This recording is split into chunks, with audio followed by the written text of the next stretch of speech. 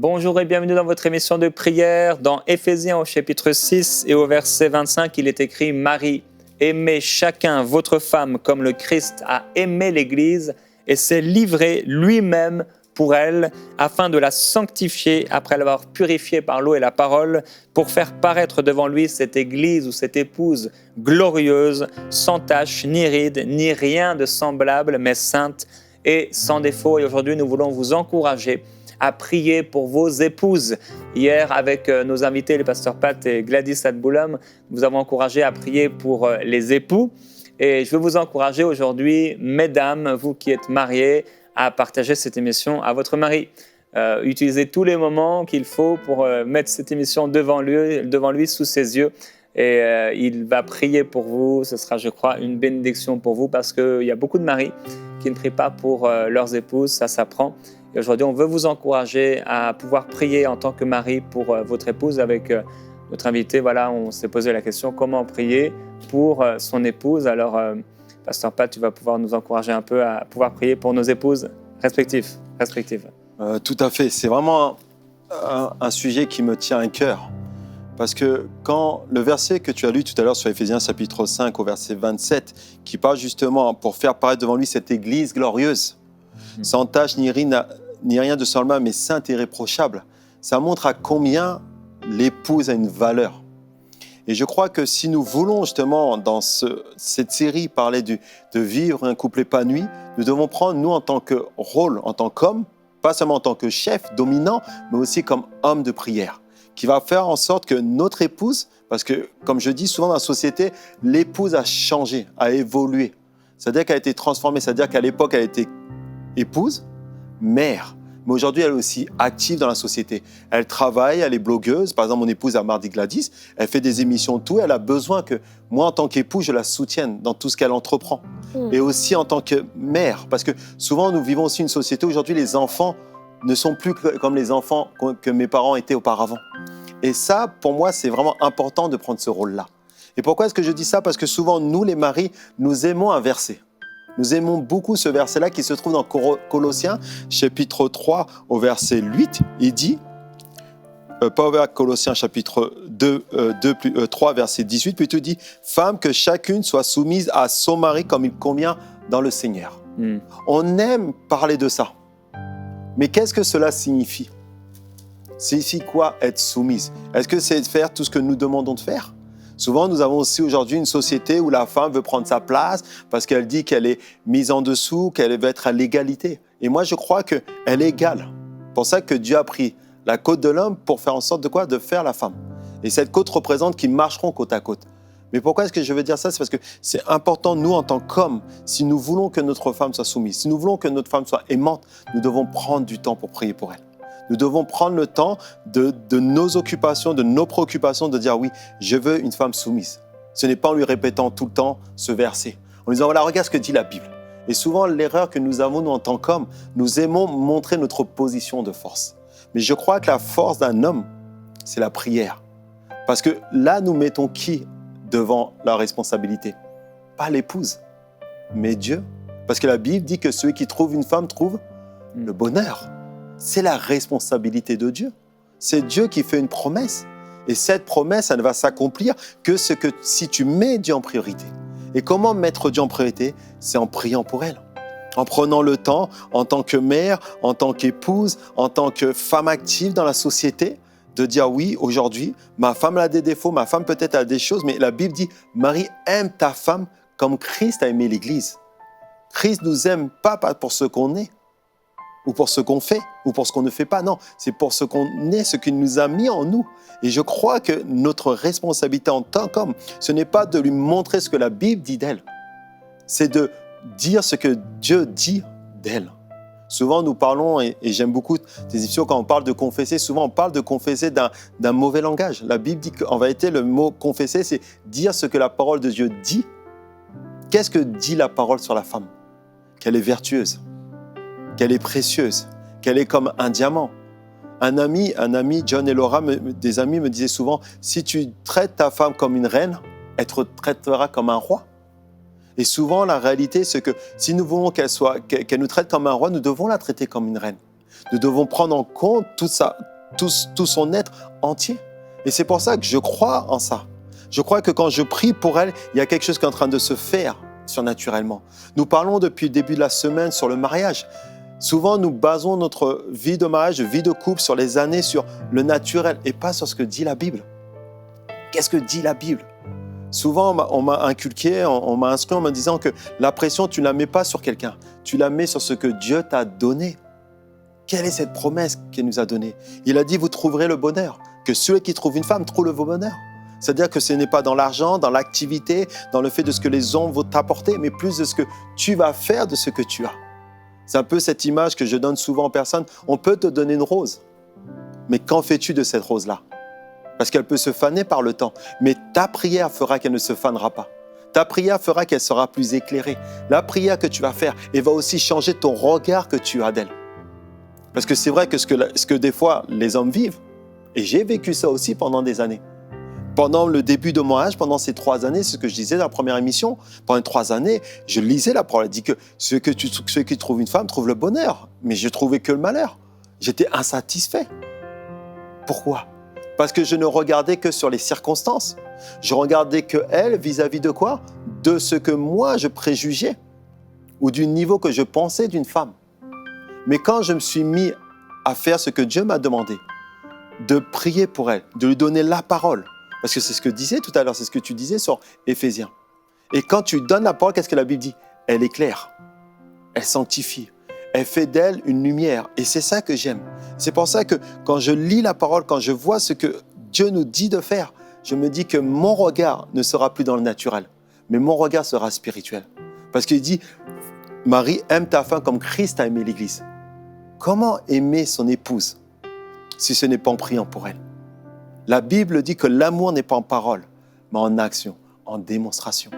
Et le fait que quand nous prions pour notre épouse, quand nous la soutenons, même si des fois elle fait un repas qui n'est pas bon, mais quand tu pries pour elle ou qui n'est pas assez salé, qui n'a pas assez de choses, quand tu pries pour elle, le goût que tu vas avoir va changer.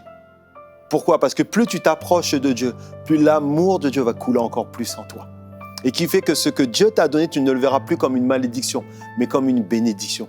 Tu ne le verras plus comme un malheur, mais comme un bonheur. Et c'est comme ça que le mariage va être construit, dans la prière. Hier, mon épouse parlait justement que quand elle priait pour moi, mon regard, ou son regard changeait vers moi. Et bien c'est la même chose quand nous, en tant que mari, nous prions pour notre épouse. Nous ne la voyons pas comme une fervente dans l'église, où elle prie tout le temps, où elle est prête pour tout, pour le pasteur. Non, on la voit comme une servante pour nous, premièrement. Pour s'occuper de nous d'abord. Pour qu'on soit dans le bien-être, pour voir que tout ce qu'elle fait en réalité, c'est pour nous d'abord, pour nous mettre dans un confort. Et c'est ça qui fait que la prière va changer l'atmosphère. Il ne va pas changer seulement elle, mais il va changer aussi notre regard. Parce que la Bible dit, tout ce que vous demanderez en mon nom, je le ferai. C'est-à-dire qu'en réalité, ce que Dieu va faire, c'est qu'il va te montrer la beauté qui sort d'elle. Cette beauté que Dieu m'a donnée depuis 23 ans et qui va encore plus s'embellir avec le temps. Pourquoi ? Parce que quand je mets la parole de Dieu en pratique, quand je fais ce que Dieu me demande, Marie, aime ta femme comme Christ a aimé l'Église. C'est là que va sortir le bijou, le diamant. Et souvent, nous négligeons ça. Parce que nous négligeons que c'est la prière en vérité qui nous construit. Un mariage n'est pas construit par des fleurs. Un mariage n'est pas construit seulement par des restaurants. Un mariage n'est pas seulement construit par des voyages. Un mariage, il est bâti par la parole de Dieu. Et quand nous lisons, on voit que souvent, Christ prend l'épouse comme exemple, comme son Église. Voilà ce qu'il désire. Et le rôle, c'est ce qu'elle disait hier. Quel rôle qu'on a qui est plus important ? Soumission, ce n'est rien. Nous, le rôle que nous avons en tant qu'hommes, c'est Marie, aime ta femme comme Christ a aimé l'Église. Et dans toute cette splendeur, dans toute cette lumière, nous nous rendons compte que si nous ne nous appuyons pas sur la prière, notre mariage n'ira pas plus loin. Et c'est pour ça que j'avais à cœur que, pour moi, l'une des clés, justement, de vivre un couple épanoui, c'est justement de prier pour notre épouse. Qu'on voit plutôt ce qu'elle est réellement et pas ce que les circonstances nous disent. Et c'est pour ça que j'avais à cœur ce thème-là. Et je vais encore juste finaliser par ce verset, parce qu'il y a un verset que j'aime beaucoup dans Proverbes, qui parle justement dans Proverbes chapitre 31, verset 10, qui peut trouver une femme vertueuse ? Elle a bien plus de valeur que les perles. Le cœur de son mari a confiance en elle. Et les produits ne lui feront pas défaut. Elle lui fait du bien et non du mal tous les jours de sa vie. Je sais que certains qui regardent cette émission se disent « Mais pasteur, toi, tu as trouvé la meilleure femme. » Et moi, j'aimerais te dire que c'est faux. Parce qu'en réalité, chacun de nous trouverons la meilleure personne. Et le fait de trouver la personne qu'il faut, c'est elle qui te rendra meilleur. Et vice-versa. Ce n'est pas le fait de dire, voir cette émission ou dire, oui, oh, l'épouse du prophète Jérémie, Annabelle, elle est exceptionnelle, elle fait ses émissions. Non, la réalité, c'est le temps que nous, en tant qu'hommes, nous prenons la décision d'être l'homme que Dieu veut qu'on soit.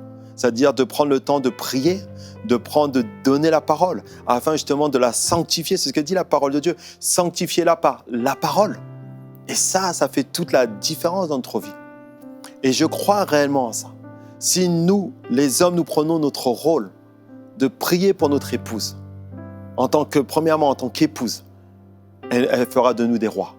Si maintenant nous prions pour elle en tant que mère, parce que aussi une mère, on ne se rend pas compte du rôle aussi qu'elle a. Nous, les hommes, des fois, elle nous délaisse de certaines tâches, mais elle a aussi ce rôle de mère. Elle porte nos enfants, elle les inculte, elle les éduque pendant des années. Elle n'oublie pas aussi la valeur que ça. Si on prie pour ça, on verra nos enfants, et c'est ce qu'on parlera demain sur cette émission-là, mais c'est vraiment important. Et après aussi comme femme dans la société. Parce que je crois qu'aujourd'hui, Dieu veut élever des femmes. Et comme je dis souvent dans mon église, vous êtes des femmes de valeur. Des femmes qui sont valorisées. Aujourd'hui, si nous faisons un constat, et j'ai fait ce constat-là il n'y a pas longtemps dans la société française, dans la région où je suis, il y a plus de 80% de femmes monoparentales. De femmes qui ont décidé de ne pas délaisser les enfants, mais de s'occuper d'eux. Mais quelle force!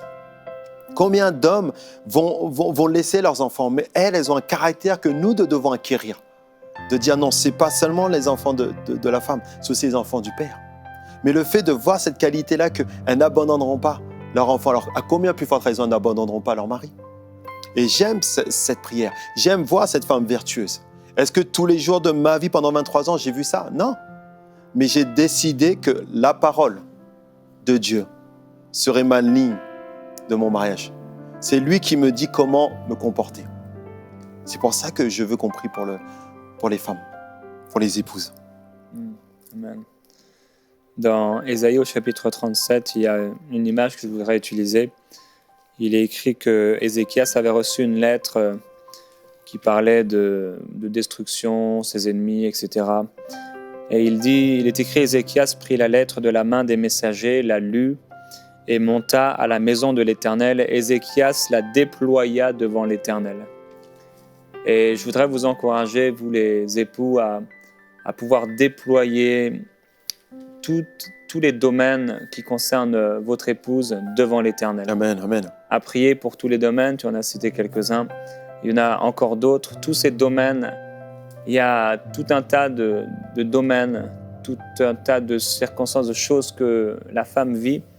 Et on peut, dans la prière, entre guillemets, déployer l'épouse devant l'Éternel. Ça veut dire la placer devant Dieu et prier pour tous les domaines. Ça peut être, voilà, le domaine, on a parlé du domaine professionnel, il y a aussi le domaine spirituel, il y a le domaine des projets, des appels que Dieu lui donne. Amen. Il y a au niveau de l'estime de soi, au niveau du caractère, il y a toutes sortes au niveau de la perception des choses, la sensibilité, le fait d'être maman, on en a parlé.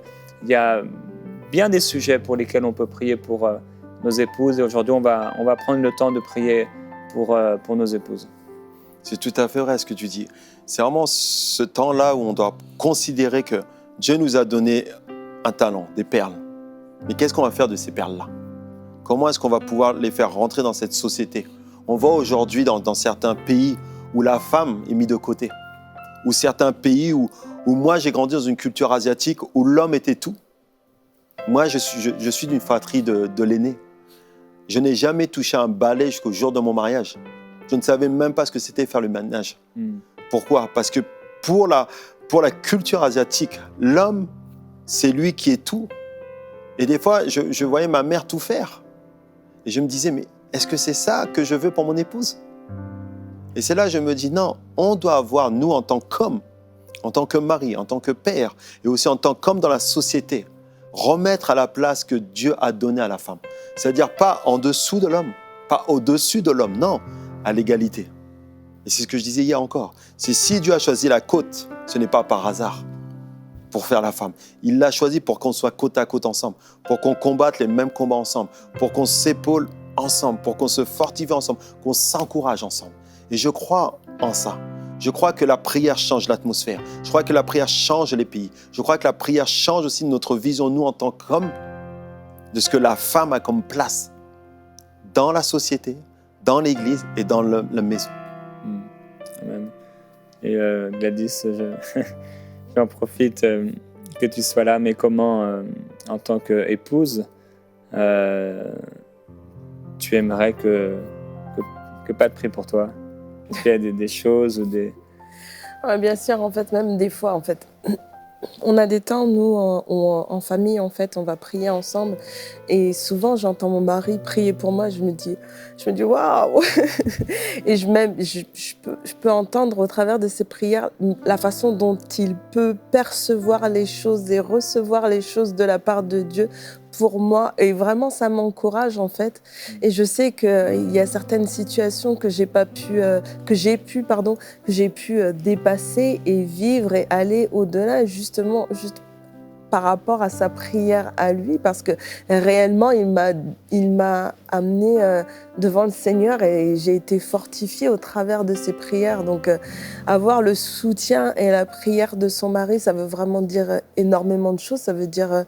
oui, on n'est pas juste tout seul dans la barque, non, on a réellement un compagnon avec nous dans cette barque, un compagnon qui prie pour nous, qui intercède pour nous, qui est toujours là pour vraiment nous demander la force et le soutien de Dieu pour nous. Donc c'est vraiment une chose réellement importante et d'avoir un mari qui prie, c'est juste exceptionnel en fait, juste exceptionnel et juste...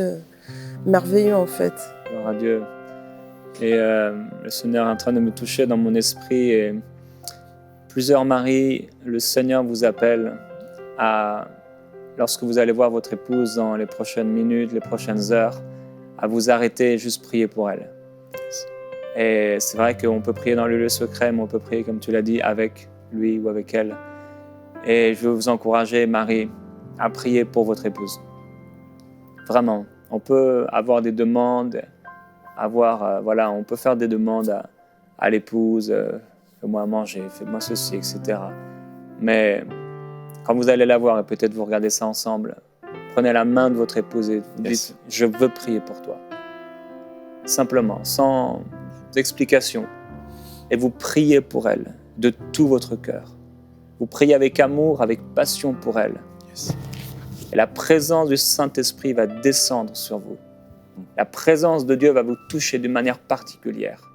Il est fort possible que vous n'ayez jamais pris le temps, comme ça, en pleine journée, en plein après-midi même, juste de prier pour elle.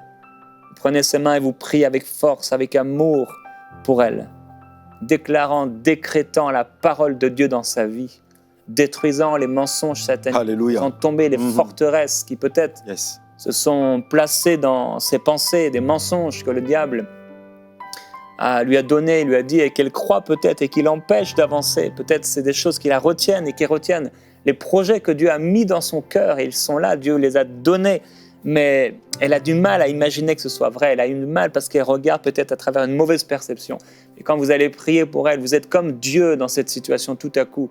Vous êtes comme la place de Dieu. Vous pouvez aimer votre épouse comme Christ a aimé l'Église. C'est-à-dire que vous pouvez prendre la place de Christ dans la vie de votre épouse par la prière. Alléluia. Prenez ses mains. Et là, dans la prière, vous commencez à décréter ce que Dieu vous inspire. Vous décrétez ce que vous avez toujours cru d'elle. Non pas comme il a été dit, selon les circonstances forcément, mais ce que vous avez cru et ce que vous croyez d'elle. Si le Seigneur vous a dit que ça deviendrait une femme d'affaires influente, eh bien vous le déclarez. Alléluia. C'est bien de le croire, mais la Bible dit que ce n'est pas seulement la foi du cœur, mais c'est aussi la confession de la bouche qui nous amène au salut et à la justice. Alors vous le déclarez dans la prière, vous dites tu es une femme d'affaires influente et tu le déclares dans la prière. Tu seras une femme d'affaires influente et le Seigneur te permettra d'influencer ces générations. Le Seigneur t'appellera et t'amènera là où il l'a désiré. Dieu fait de toi une femme influente, influente, influente. Tu influenceras, tu es la tête, tu ne seras jamais la queue, tu seras toujours en haut et tu ne seras jamais derrière. Et là, vous commencez à proclamer ce que le Saint-Esprit vous inspire. Peut-être votre femme est appelée à prêcher la parole de Dieu et vous déclarez, tu es une prédicatrice, une enseignante de la parole de Dieu. Tu reçois des instructions et des révélations et tu deviens un modèle pour beaucoup. Et là, tu commences à parler la parole de Dieu et le Saint-Esprit va commencer.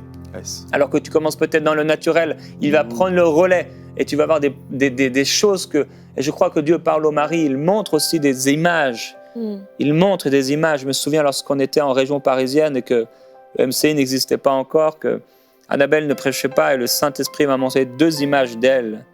Et ça a changé ma pensée tout à coup. Je prie, Père, pour les maris maintenant. Avant de prier pour les épouses, même je prie pour les maris, pour des révélations par rapport à l'identité et l'appel de leur épouse. La parole déclare que tu nous as établis pour que l'épouse, l'Église, soit purifiée. Alléluia. Que cette épouse soit élevée, qu'elle paraisse devant toi sainte, sans tache, ni rien de semblable. Oui. Et Père, je prie que l'époux puisse voir son épouse telle que tu la vois. Amen. Qu'il puisse discerner l'appel, qu'il puisse discerner, Seigneur, les dons et les talents que tu as mis dans l'épouse, que tu as mis à ses côtés. Père, je prie que les maris soient intelligents, qu'ils soient intelligents pour prier pour leur épouse. Amen. Je te glorifie, Jésus-Christ. Illumine les yeux de leur cœur pour qu'ils puissent voir les talents et les dons au-delà des circonstances, au-delà de ce qu'ils peuvent voir avec leurs yeux, ce que tu mets dans leur cœur, dans leur esprit. Alléluia. Alléluia. Merci. Merci, Saint-Esprit. Alléluia. Alléluia. Père éternel, Dieu Tout-Puissant, nous sommes là, Seigneur, pour prier pour nos épouses. Mais avant tout, Seigneur, nous voulons te demander pardon si nous avons dit des mots, Seigneur, parce que tu as dit que la vie et la mort sont au pouvoir de la langue. Peut-être et sûrement et certainement par des colères, par des choses, nous avons dit des mots, Seigneur, qui ont détruit son estime de soi, qui l'ont mis plus bas, Seigneur. Et nous voulons vraiment te demander pardon, Seigneur. Parce que nous savons que les mots blessent plus, Seigneur, mon Dieu, mon roi, que les coups. Alors nous te demandons pardon, Seigneur, mon Dieu, mon roi, Père. Et nous prions maintenant pour une restauration, Père. Et nous prions, Père, que tu restaures, Seigneur, les couples maintenant au nom de Jésus. Nous prions, Père, que l'homme, que le mari, Seigneur, dise, Seigneur, ce que dit ta parole, Seigneur, mon Dieu, mon roi, Père. Que tu puisses étendre ta main maintenant, Seigneur, mon Dieu, mon roi, Père. Que tu puisses agir maintenant dans les couples, dans les mariages, Seigneur, maintenant au nom de Jésus, Seigneur. Que peut-être, en tant qu'homme, on s'est mal comporté, mais dites avec moi ceci, je décide de faire ta volonté, Seigneur. Je décide de prendre soin de l'épouse que tu m'as donnée, car tu as dit que celui qui trouve une femme trouve le bonheur. Amen. Alléluia. Mais maintenant, je veux que tu prophétises sur sa vie. Parce que la Bible dit que la vie et la mort sont au pouvoir de la langue. Amen. Tu peux dire soit des bénédictions ou des malédictions. Mais comme nous avons confessé juste auparavant, nous avons demandé pardon pour la malédiction, nous voulons bénir maintenant. Amen. Alors je veux que tu dises maintenant ce que ta femme est et ce qu'elle va devenir. Alors fais avec moi cette prière. Merci Seigneur pour mon épouse. Parce qu'elle va faire, Seigneur, la différence dans où elle est, Seigneur. Dans la sphère d'influence où tu l'as mis, Seigneur, mon Dieu, mon roi. Merci pour elle, en tant qu'épouse. Parce que c'est la meilleure épouse que j'ai, Seigneur, mon Dieu, mon roi. Elle est bien au-delà de toutes les femmes de ce monde, Seigneur. Merci pour cette femme précieuse que tu m'as donnée. Merci aussi, Seigneur, pour la mère de mes enfants. Merci pour cette mère exceptionnelle qui prend soin des enfants que tu nous as confiés. Merci, Seigneur, mon Dieu, mon roi, parce qu'elle prend soin de nos fils, de nos enfants, et aussi en tant que grand-mère. Merci, Seigneur, pour ce qu'elle est, Seigneur, mon Dieu, mon roi. Pour les petits-enfants qu'elle enseigne dans la parole, Seigneur, mon Dieu, mon roi, Père. Merci pour cette épouse et mère, Seigneur, mon Dieu, mon roi, Père. Et je prie aussi, Seigneur, en tant que femme active dans cette société, Père. Je te bénis, Seigneur, parce qu'elle est une femme de valeur. Elle est une femme qui va impacter d'autres femmes, Seigneur, mon Dieu, mon roi, Père. Merci, Père, parce que tu l'as appelée, Seigneur, à te servir, Seigneur, mon Dieu, mon roi, Père. Quel que soit le rôle qu'elle a, Seigneur, mon Dieu, mon roi. J'ai la certitude, Seigneur mon Dieu, mon roi Père, qu'elle va faire des miracles dans la vie des autres, Seigneur mon Dieu, mon roi. Qu'elle est une femme vertueuse, qu'elle est une femme de prière, qu'elle est une femme, Seigneur, qui donne, Seigneur mon Dieu, mon roi, de son temps et de son argent, Seigneur mon Dieu, mon roi Père. Merci parce qu'elle est consacrée à toi. Merci parce qu'elle est érudite de ta parole, Seigneur mon Dieu, mon roi Père. Merci parce qu'elle est soumise. Merci parce qu'elle est aimante. Merci, Seigneur mon Dieu, mon roi, parce qu'elle est une bénédiction, Seigneur mon Dieu, mon roi Père. Oh, je te bénis, je te loue, Seigneur. Parce que tu m'as donné la meilleure épouse. La meilleure épouse. Parce qu'elle me rend meilleur, Seigneur. Oh, je te bénis pour ce cadeau merveilleux. Merci, Seigneur, pour ma femme. Merci pour mon épouse. Et je décide aujourd'hui de ne pas regarder, Seigneur, la paille qui est dans l'œil d'elle, Seigneur, mon Dieu, mon roi Père. Mais je décide de la regarder comme ta parole l'a décrit, Seigneur, mon Dieu, mon roi Père. Merci parce que je la regarde au travers du miroir de la parole de Dieu, Père. Je te bénis, Seigneur, parce que c'est une femme exceptionnelle, une femme de valeur, une femme d'influence, Seigneur. Merci, Seigneur. Que ton nom soit béni et élevé. Amen. Le Seigneur est bon, le Seigneur est glorieux. Il est vrai également encourager des maris qui n'ont pas eu peut-être des modèles ou qui sont dans un certain pays avec une certaine culture, en vous rappelant que votre épouse n'est pas une esclave, votre épouse n'est pas seulement la mère de vos enfants, mais votre épouse est comme cette princesse, une princesse que Dieu vous donne, comme Sarah et Sarai, cette histoire, Abraham qui a mis tellement d'années, 25 ans, à comprendre quel était l'appel, vraiment la place de son épouse. Et je prie que vous ne mettiez pas 25 ans Alléluia. à connaître l'appel et la place que l'épouse, que Dieu a donnée à votre épouse, à vos côtés. Elle n'est pas seulement là pour satisfaire vos besoins, mais elle est là pour beaucoup plus. Alors je vous encourage à lui dire que vous l'aimez. Je vous encourage à le dire avec des mots, mais aussi avec des gestes d'affection, d'amour, à prendre du temps pour elle. Dieu vous a demandé, Marie, d'aimer votre épouse comme Christ a aimé l'Église. Yes. Ça veut dire qu'il y a des choses que vous allez faire, des choses que vous allez dire. Arrêtez d'être dur, arrêtez d'être violent dans vos paroles, arrêtez d'être emporté, n'irritez pas. La Bible dit de ne pas irriter nos enfants, mais la Bible dit aussi de ne pas irriter nos épouses, ne pas être dur avec nos épouses. Et je vais vous encourager à être vraiment plein de douceur envers votre épouse, à l'aimer de tout votre cœur et à pouvoir prendre du temps à l'écouter, du temps pour elle. Nous serons jugés à cause de l'autorité que Dieu nous a donnée Alléluia. en tant qu'époux. Et il y a une autorité que Dieu nous a donnée, cette autorité d'époux. On sera jugé parce que cette autorité vient de Dieu. Et Dieu prend une attention et porte une attention particulière à la façon dont on est avec notre épouse. Alors on aura, frères et sœurs, mais frères principalement, on aura des comptes à rendre de la façon dont on a été envers notre épouse. Alors je veux vous encourager à marcher dans l'amour, à prier pour votre épouse et à le faire de tout votre cœur. Gloire à Jésus-Christ. On vous dit, frères, mais aussi sœurs, à demain dans Prière inspirée. On vous bénit.